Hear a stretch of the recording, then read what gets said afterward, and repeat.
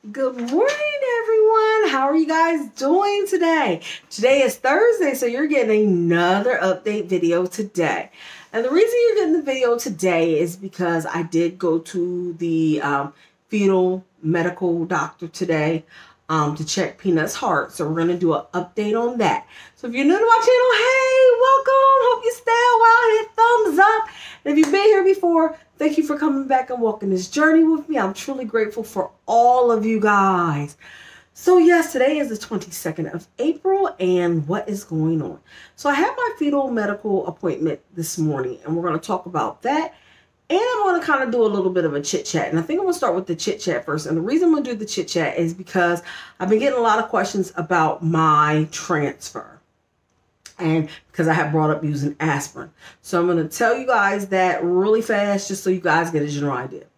Because of my age, I had Googled a lot of things as far as the frozen embryo transfer, things to look out for because I was over 40. This is a protocol I followed. I am not a doctor. This is just what I did for me, and it tended to be successful. So I did start taking aspirin last April. So I was already high blood pressure. I was already on blood pressure medication, but I did start an aspirin regimen because once I did go to Dr. Check's office on April 8th, I kind of knew that's where I was going to go.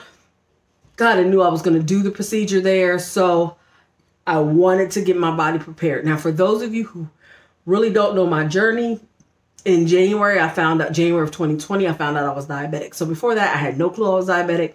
Never thought about being diabetic. And the funny part is I have been on metformin for about 20 years because I do have PCOS. And so I was on that. So maybe that was regulating the sugars. I don't know. But I do know I was diagnosed diabetic January of 2020. My weight at that time was 226 pounds. I lost down to 202 pounds. And by the time I did my 202 pounds, by the time I went to see Dr. Check. So I lost basically 24 pounds between January and April when I went to go see the fertility doctor. So that meant my BMI had went down. Now I'm 5'5". So by the time I went to see Dr. Check, I believe my BMI was a little under 35. I'm not quite sure. I have to look back at records. But yes, I went from 226 to 202 from January to April, and that was really with changing my eating habits, changing my bad eating habits, just doing everything because I knew I wanted to do this transfer, and I knew that was going to hold me up. Now, does Dr. Check have a weight restriction? Not to my knowledge. The clinic I was going to use before, which was Durham in Delaware, they do. So really, in January when I started doing everything, I was doing it for Durham. Dr. Check's practice did not come into place until April. So everything I was doing before April was really getting my body ready for Durham because I knew what they were looking for. I knew what testing they were going to run because I had been dealing with them. So once Durham changed their policies, it used to be $6,500 for 2 embryos. You got 2 chances for $6,500. You got your first transfer. If it didn't work, you come back in for a second transfer at no additional charge because they gave you 2 embryos.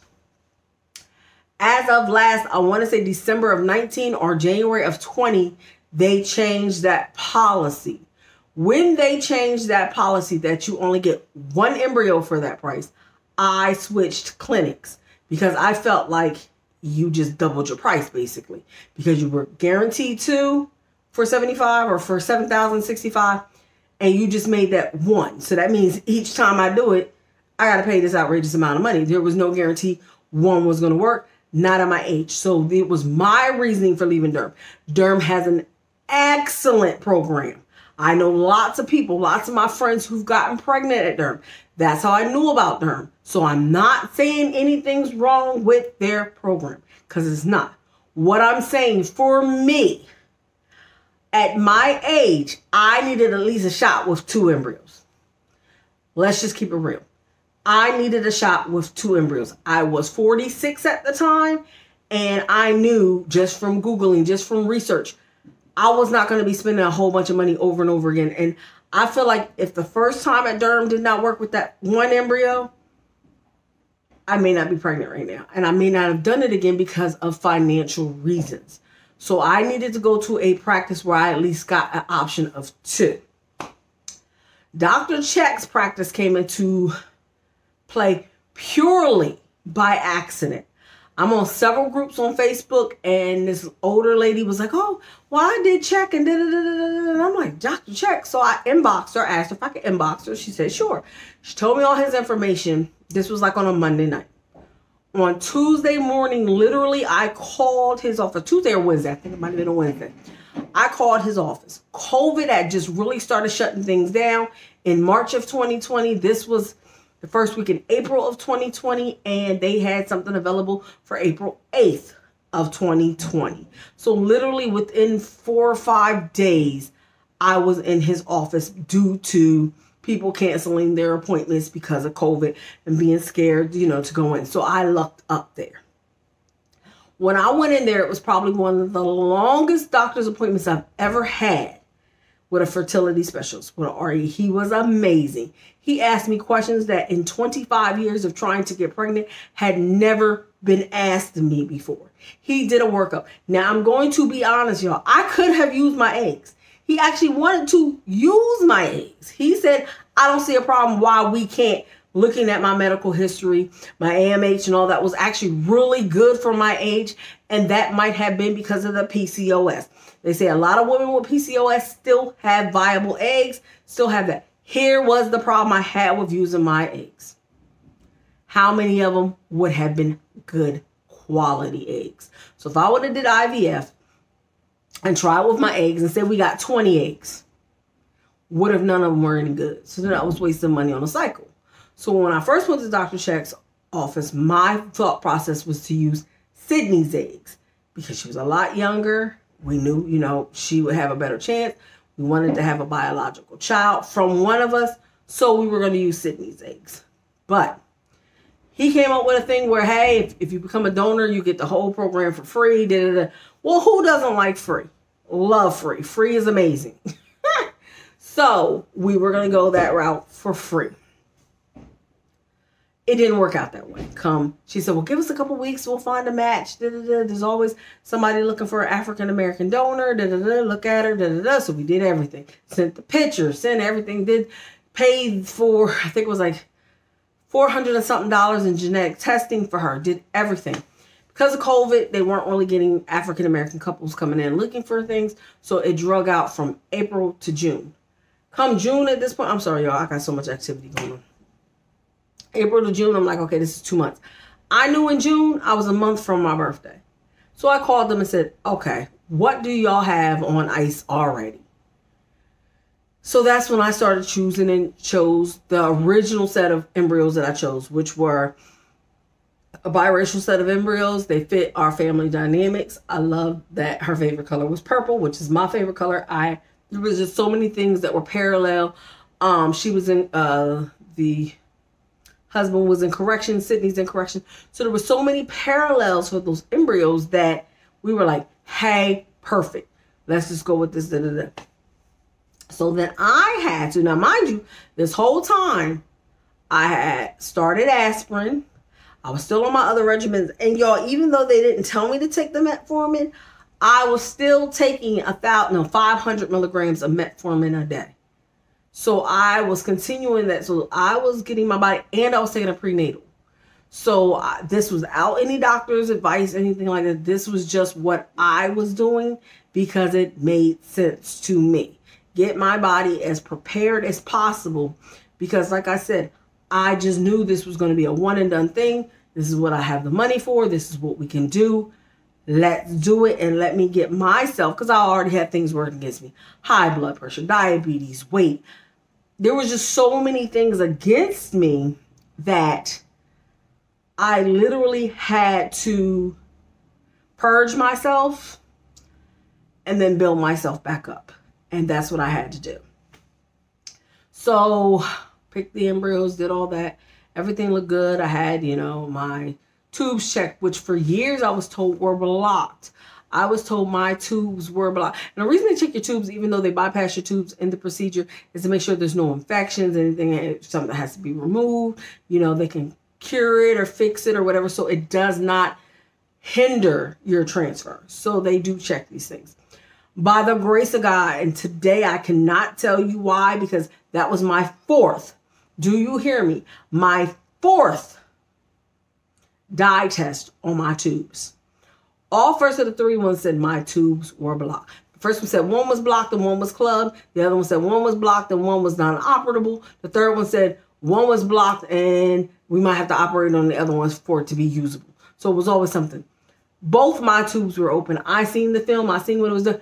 Both my tubes were open. Now, I don't know if that was just God saying, okay, it's time. I don't know if that's my body doing what it naturally does, which is a cleanse. I don't know. But I did have PCOS and blocked tubes. So those were the two main things that I did have going against me as far as fertility goes. So even with the IUIs, you know, there was like maybe what, a 20% chance they worked, 10% because of the one tube they were questioning. But still, if insurance was going to pay for how many rounds, I was going to try it because, hey, we're going to try this. So that's kind of how that played out for me. But so the whole time I was on aspirin, y'all, from April of last year, which is a year ago now, to April of this year, I've been on aspirin. I was on aspirin. I've been on prenatal. I've been on all the regimen. Come 12 weeks of my pregnancy, it was either 11 or 12 weeks. I cannot be absolutely certain, but that's when I went to 2 baby aspirin a day, just to keep everything flowing and everything looking good. So yes, oh, Peanut just moving, y'all. Peanut just moving. But so that's what I did. Now, I transferred to 2 day 3 non-graded embryos. They weren't even a good grade embryo, y'all. So I want to let you know, it's all in God's hands, or whatever your higher being is, or whatever you think, because if anybody looks back at that video the day that I transferred, because we wanted the graded embryos and those did not thaw properly, so we were told, so we had to go with the next batch of embryos. I was devastated. I was floored. I'm like, I got to this point. I paid this money. We're here, and I'm getting a fair quality embryo at my age. I was in pieces. I'm not going to sit here and lie to you. I'm not going to sit here and act like everything was rainbows, and it wasn't. I was completely distraught that day. I really was. I'm like, okay, we're here. We done wasted all this time. We done wasted all this money. I might as well put these embryos in. Did I think it was going to work? No. I'm going to be the first to be honest with you. And this is why I say in a lot of my videos, I was walking around in circles for weeks and weeks and weeks when that test came up positive. I walked around, and let me tell you, my own personal IVF, the first personal IVF I did, I had a better quality embryo implanted in me at 28 years old, my own personal one, than the 2 embryos that got implanted in me. So I can truly say in my heart, Peanut was meant to be, because my own personal embryo was considered a higher grade. And I went back and read my paperwork because, you know, you go from doctor to doctor to doctor. You have to, you know, take your tests and everything. That graded embryo, you know, it was only one because I was young. I was in my 20s, so they were only going to put one back in, was a higher quality graded embryo than the 2 they put back in me in September. So of course I didn't think it was going to work. Of course I thought I was going to be shattered. Of course we did not think we were going to be here. But we're here, y'all. We are here. So don't let, and I guess this chit chat comes into play because even on my Facebook, there's a lot of people that say, oh, we're going to the doctor and they're saying at my age, this isn't going to work. That's not going to work. Da-da-da-da. You need to do this. You need to do that. You need to do that. If you listen to what every doctor had to say, would you be regretting now? I feel like determination, good old-fashioned determination, is going to get you where you want to be. If you give up, you give up. If you continue to fight,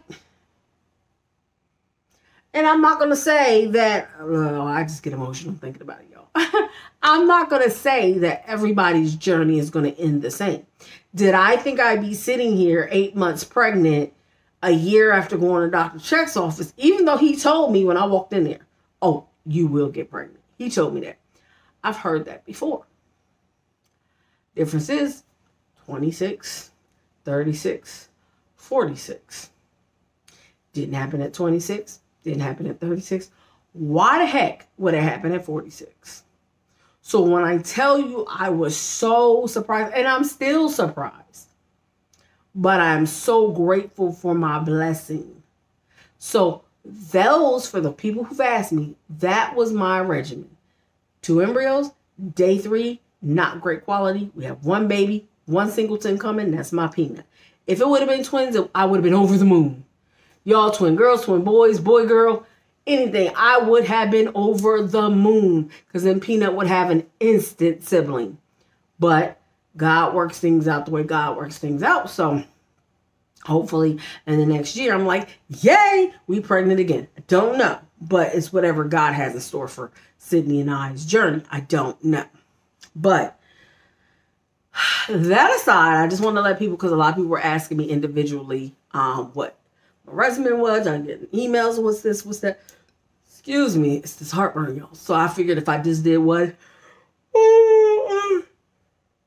So sorry, y'all. Peanut done kept me up. Plus, I had an 8 a.m. echocardio 45 minutes away from where I live. So tired.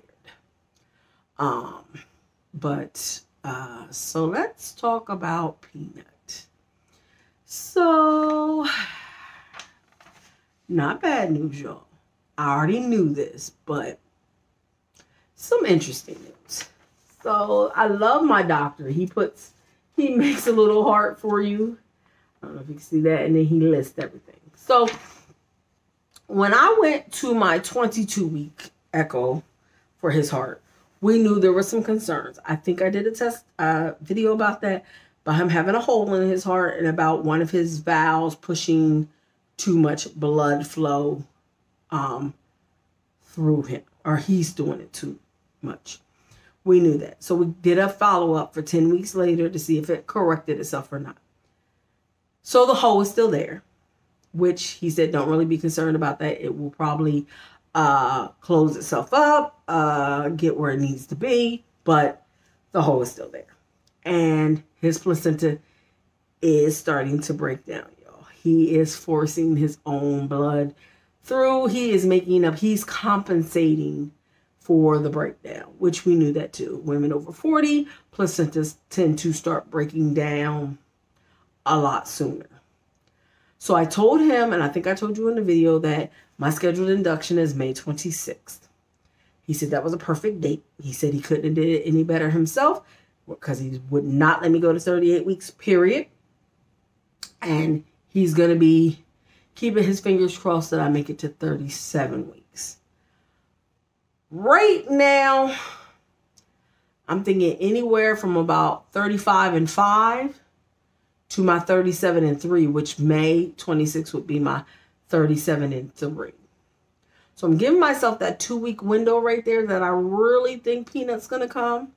But he said we're going to push it. He's going to try to push it to May 26th, just for him to be healthier, just for him to be, more, because he's not considered, after we get to that 37th week, he's not considered preemie anymore. He's considered full-time. So we're trying to push it to the 37 weeks. But he is measuring ahead, like he was measuring ahead on Tuesday. So we do know that. We also know that he will go to the NICU. Not for a bad reason, just because he will be monitored because of the hole in his heart, which they think will clear itself up. And they really also think that it looks worse on ultrasound than it actually is because everything else is good and strong. His heartbeat's good and strong. Everything's good and strong. They just will watch him for the first 6 hours. So they said a minimum of 6 hours in the NICU to 24 hours in the NICU. So he was just preparing me that don't think there's something majorly wrong. It's just that it's his protocol. That's what he does to make sure everything is safe for him. So I'm happy for that. because literally those are the doctors I'm supposed to be with. But my OBGYN kept me with her because she likes me. And I'm comfortable with her. So, but he's an amazing doctor too. Every doctor I've had through this whole journey has been amazing. He sat there and explained everything to me. So he was just saying, don't feel like there's something wrong because I put him in the NICU. I put him in the NICU because we already know these concerns are there. Not because anything's going to happen to him. Not that there's anything life-threatening, because he said it's not. He said, just so we can monitor. So a minimum of 6 hours to a maximum of 24 hours, Peanut will be in the NICU. Also, they're not going to let me induce longer than 12 hours. So I go into the hospital at 7 p.m. on the 25th to start ripening. Once they start the Pitocin or whatever induction drug it is that they use, 12 hours from that point, if Peanut is not here, we will be getting a C-section. He does not want to stress him. He does not want him to labor longer than he has to. He just wants as minimal stress on Peanut as possible, which I completely agree with. So those are what's going on with Peanut. Nothing bad. So I don't want anybody to be like, oh, no. Peanut's fine. We knew about the hoe. We just thought it might close a little bit more. It's nothing outrageous. He said he'd rather it be too big than too small. So that's nothing major, y'all. Though the thing about him pushing the blood out too soon or too much is because of the placenta. So he wants him to just regulate himself. And if he can't regulate himself, they'll just give him oxygen and try to force it through him in the NICU. So these are the reasons. Not because there's anything life-threatening wrong with Peanut. Not because of anything else. It's really, truly due to my age and placenta breaking down, which we've started seeing. So we kind of knew that. So Peanut is just compensating for the placenta right now. So he's doing it on his own, which the doctor said is amazing. The placenta's still working. Don't get me wrong. He probably would have stopped the heartbeat if it wasn't working. However, it's starting to deteriorate a little bit. And he is compensating on his own, which the doctor said is amazing. That he's literally, hey. So this little boy definitely has a will to live. This little boy is going to be a little trooper. This little boy is going to be my little soldier, y'all. So from being on ice for 5 years to, going into the old lady to being the one of the two to survive the implantation and considered fair grade, not good grade, not great grade, fair grade. And him surviving to this point, this is my little trooper, y'all. And no matter what, he was meant to be. He's going to be here. He's my little man. I cannot wait to meet him. But I did not mean to talk all your heads off today, but I just really, really, really, really wanted to touch base with you and let you guys know what was going on, because I did have the heart doctor appointment today. But he's good. Oh, and that doctor will be there. So he said once Peanut comes out, he will be the one that's checking him. And then I go back when he is 6 to 8 weeks old. I go back so he can check him again. So we're just checking the hole. And then when he's 6 to 7 months, that'll be the final time, depending on everything. He feels that it's going to close itself up. It's going to be fine. It's just what they're seeing now. And ultrasounds aren't 100%, but nothing fatal, people. So no, Peanut is fine. Peanut is healthy. I just want to let you know that. But anyway, so you guys have a great rest of your day. I hopefully will be putting out his nursery video this weekend. That is what my plan is. You guys have a great rest of your day. It was a pleasure talking to y'all. Who would I talk to if I didn't have y'all to talk to? All right, y'all. Y'all have a great, great, great rest of your day. And thank you to all my new subscribers, because you're making my numbers go up, and it's so amazing to be this close to 400 subscribers. So at least I'm showing 400 people almost.